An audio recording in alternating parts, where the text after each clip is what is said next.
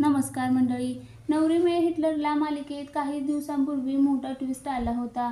काही दिवसापूर्वी दुर्गा व किशोर यांच्यामुळे अभिराम व लीलामध्ये दुरावा आला.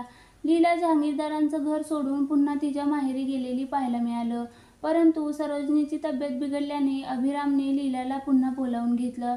अशातच आता झी मराठी वाहिनीने एक नवीन प्रोमो शेअर केला आहे. समोर आलेल्या प्रोमोमध्ये लीला अभिरामला सांगते की मला असं वाटत आहे आजी आपल्यापासून काहीतरी लपवत आहे.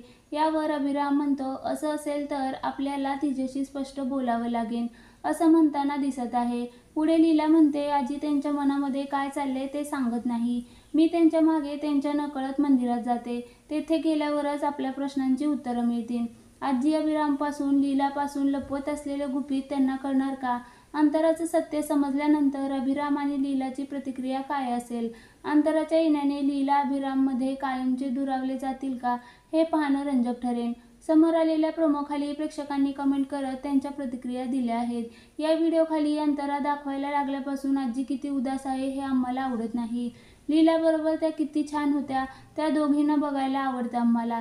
हे लवकर संपवा. आजी आणि लीला बेस्ट फ्रेंड आहेत. एजे लीलाची लव्ह स्टोरी बघायला आवडेल, अंतराची नाही असं म्हणत मालिकेच्या चाहत्यांनी त्यांच्या प्रतिक्रिया दिल्या आहेत.